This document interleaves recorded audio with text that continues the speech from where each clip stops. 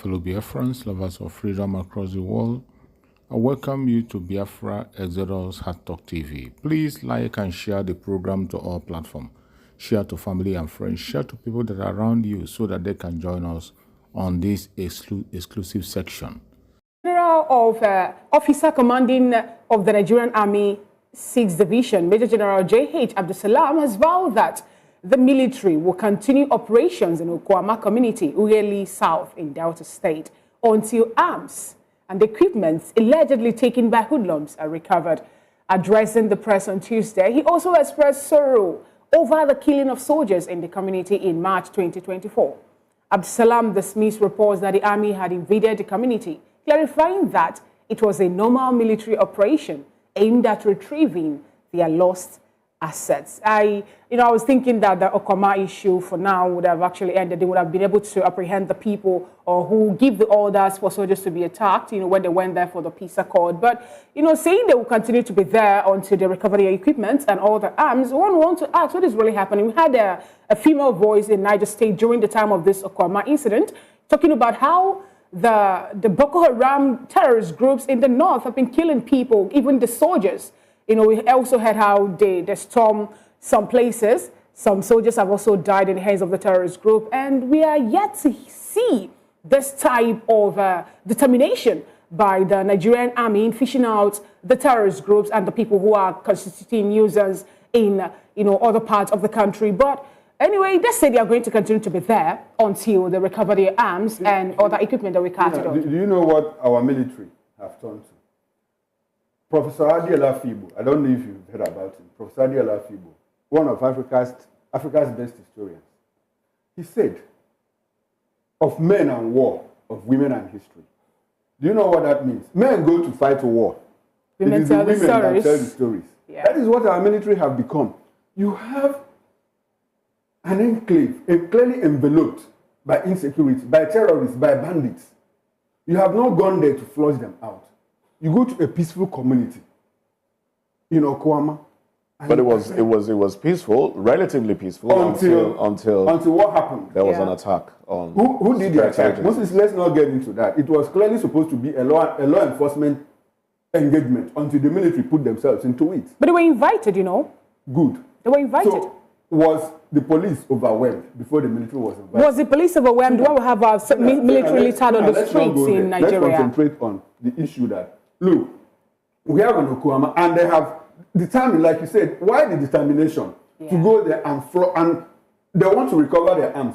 Fina, have they recovered the APC that was taken away from them 2 weeks ago? I mean, let's look at it.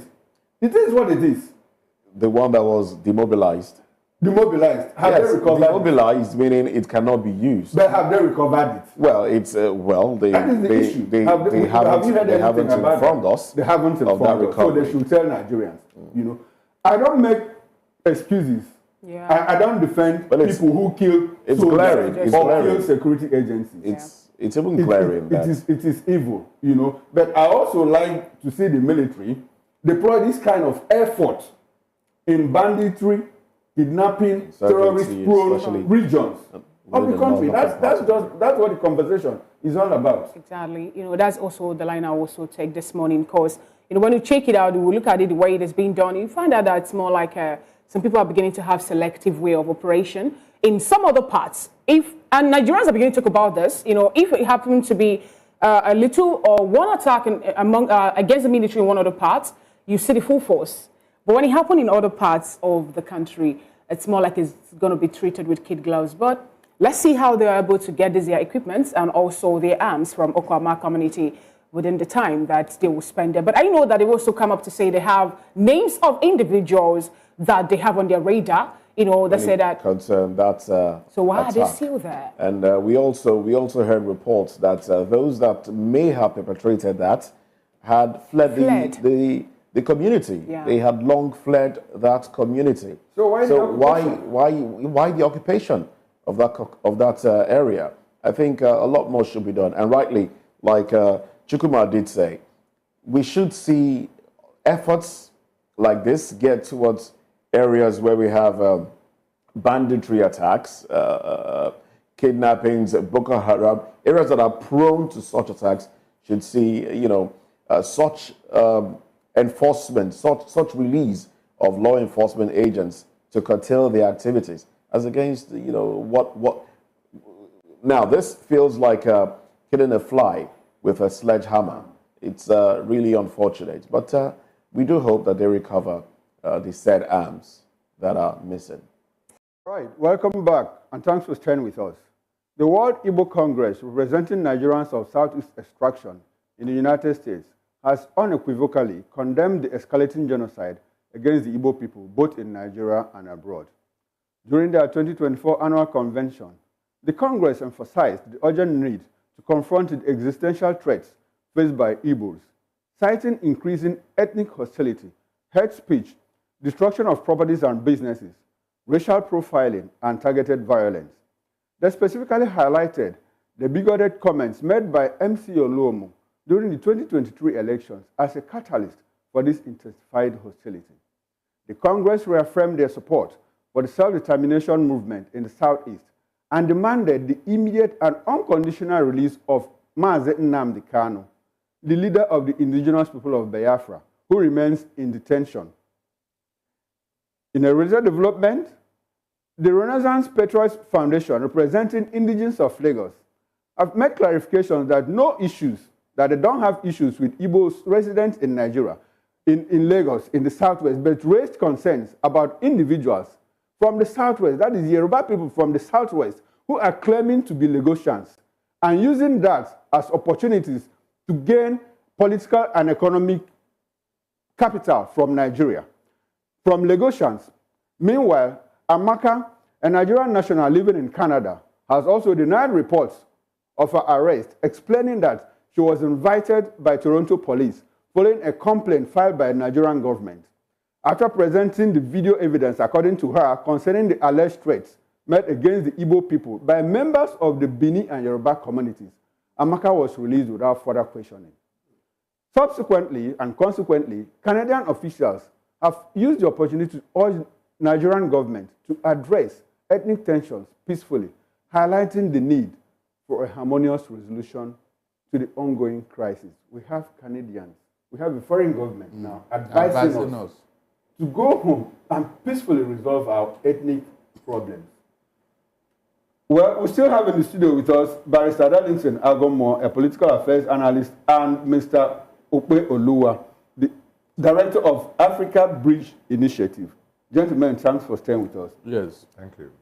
Mr. Okpe Oluwa, let me come to you on this.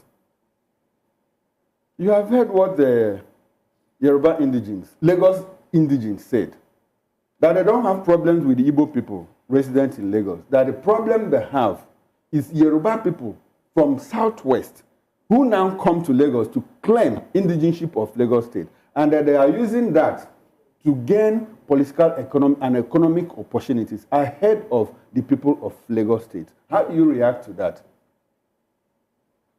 Well, that particular group, I don't know the leader, I don't know where they're coming from, and I don't know their antecedents, trying to determine who is a Lagosian and who is not a Lagosian. And for them saying that they are not having any problem about whether somebody is Yoruba or Igbo, or they're only having problem with the fact that some Yorubas are claiming Lagosians. So for such statement, which is further looking towards dividing, because for me, I'm a nationalist.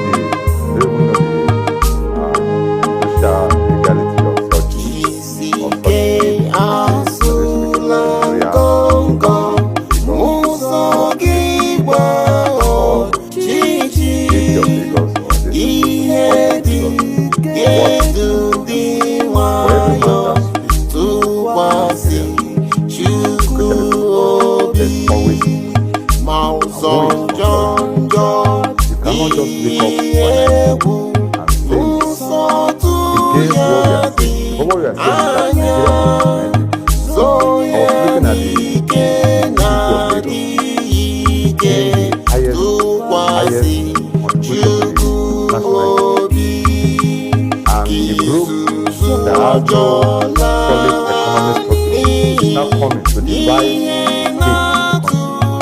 totally unacceptable. Sorry, which group in particular? That's a Renaissance group or what they call themselves. So they say they are progress. I don't know where they are progressing. You don't know that they don't have solid economic base. Because I don't know that, that's why I don't know which are they representing royal family or which are they representing. For instance, they have the village in Lagos. So if somebody is to speak, the village has the 5 divisions of Lagos. Alright, that's the 5 divisions. Okay, the original is 5 divisions. So if anybody is speaking, you should be able to be speaking on behalf of any of the divisions. So if you are not rooted in any of the divisions, so who are you to speak? Because even if you are rooted in any of the divisions, what are you being denied of any position? If you are not denied, so why are you claiming that somebody is denying you your economic right? I want to understand because there are a couple of people out there don't understand. The EPA is saying as 5 divisions. Can somebody from the state come and become a member of the EPA? No, it's not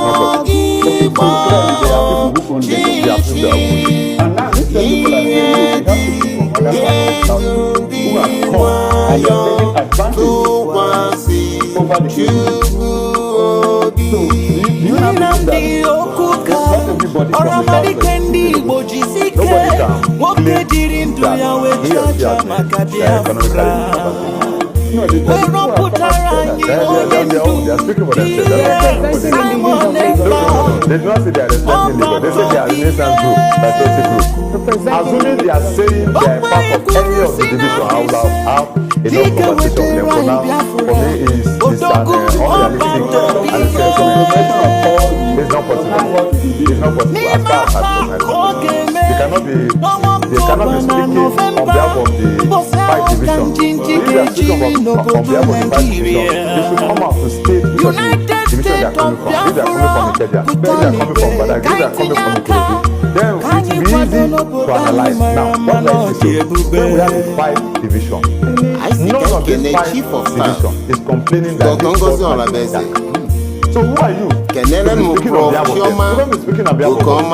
Nobody head of medical research infringe on any economic Madam Caroline everybody is free to become wherever they want to become in Lagos. Dangote is in charge of the oil sector now. And is having capacity in Lagos. Is Dangote from Lagos? So these days, I'm not too comfortable with people dividing ethnic discussions.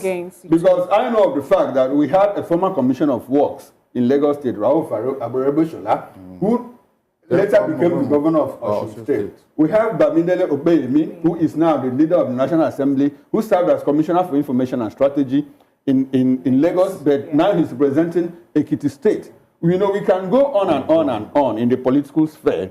And these people have come out to say, look, we don't have problems with Igbos. And Mr. Polo, let me even ask, do you think that the Yorubas and Igbos have a problem in Lagos? There's no problem with Igbos and Yorubas in Lagos. I hope you understand also that during the 2020 general election, there was a video that made its way on the social media where a particular person in Nigeria, in Lagos State now, were kind of issuing out threat to a particular sect and also telling a particular people not to vote anyhow candidate during when they want to exercise their own franchise as regard voting in Nigeria. We also had a presidential spokesperson who is now a presidential spokesperson say that Igbos should stay clear from Lagos politics. And also we have a senator who also made a statement about the Igbos here in Nigeria, in Lagos State. And also we saw where a chief in Lagos State also was also calling for the Igbos, if they did not do their bidding, how they'll be treated afterwards. Yeah, in the last election, we saw so many naira flowing, and we also saw some dollars flowing. So, as a result of the flowing of those naira and dollars, anybody can say anything. You said you said nobody is against anybody or preventing anybody from Nobody can prevent anyone from now. You are broken it down. Hold on, you are broken it down to the fact that some people are being appointed in Lagos. They are this and that. The same way Joe Igbokwe was appointed in Lagos. The same way Gube in charge, who is not from Lagos, in charge of the budgeting of Lagos. So that means anybody can become anything economically, politically in Lagos. What we have that is what I'm saying. The fact that there are people outside Lagos, people who are not indigenous of Lagos, they are making economic and political gains from Lagos. In fact, like 90% that is what of the them. Renaissance Petrol Group has said. They are not just making economic gains, they are also developing Lagos, and they are also contributing to the GDP of Lagos. So if they are contributing to the growth and development of my state, they should be part of the benefit of my state, economically and politically. All right, Barrister, let me come to you now. You've heard the argument so far. And the Renaissance patriots, according to Opolo Ataiwo, have not identified themselves with the pillars of Lagos, those that own the land, as it were. If these individuals that are not exactly, according to his words, identified with those that own the land, and these are the ones saying, look, we don't have a problem with non-indigents. We only have a problem with certain people from the Southwest who are claiming and taking over positions. I have two questions, Barrister. The first question is, if these people are not, if they are the ones speaking and the pillars of Lagos are not speaking, does that mean that those that truly own Lagos don't want non-indigents in Lagos because they are not speaking? Second question is, should it be a problem really if an individual naturalizes in an area, having lived 20 years or more in an area? Should it be a problem if that individual vies for electoral positions in that area, regardless of where it is, Lagos or anywhere else? Yeah, Moses. Two questions in one. Good. Let me look at it from two angles, just like your question came. In the first place, there is nothing wrong if you want to protect your interests in an environment that you have been born or you have grown up, you have inherited from your forefathers. There is nothing wrong. That is what is causing the war in the Middle East today. Somebody cannot come from outside to disinherit you, and you will keep quiet. It's not that means you are not a son of your father. You can be regarded as a bastard, and nobody wants to be a bastard in his own land. Nobody. What these people are saying is very germane, because the real Lagosian, the real indigenous of Lagosian, the people that started Lagos, the people that own this Lagos, they are not much in population. So these other people that are surrounding them have come to overwhelm them, dominated them, denied them their rights, and that's what they are saying today. The facts are there. Tinubu, who was the governor of this Lagos state, is not from Lagos state, he's from Osun state. Sanwo-Olu is from Ogun state with his deputy. Even Oshibajo is from Ogun state. Are you getting what I'm saying? The other governors, Jakonde is from Kwara. So when you go through the history of Lagos, non-indigenous have occupied the highest position in this Lagos. Why is this so bad? Especially considering the fact that we don't see people from Lagos State contesting elections. To become whatever. Good. That's what these people are saying. Then these other people now who came in, who are not the real indigenous of Lagos, are the ones who causing problem. They are the ones that will tell the Igbos to leave Lagos. Meanwhile, the real indigenous are not even saying that. That's what these people are trying to draw our attention to. That this thing that these people are saying is not from us. So the people that are saying it, they are not Lagosians. So that is the attention they want to draw to us, which my friend here doesn't want to agree. That's what they are raising up. How did he know that the people that are saying it are not the billers? How did he know? Does he know them? If they are raising a very serious question, you should look at that thing, because it has been coming up consistently. Bayo Ononuga said after the election that this will be the last time. Do you hear that word? That this will be the last time the Igbos will take part in any politics in Lagos. Can you imagine that statement? You have what a whole Oba said about the Igbos. Very inflammatory statement. So if someone from Osun State or someone from Ogun State can contest elections in Lagos, in Lagos and win, what then stops someone from Anambra or... My brother, I have asked that question before. I have asked it before. Because let me even tell you, this is that they are claiming. As far back as 1958, during the Constituent Assembly in at Balewa Square, all the regions, north, east, and southwest, they all produced 12 members. Then Lagos as a separate colony produced 4. So if Lagos is part of the southwest, how come?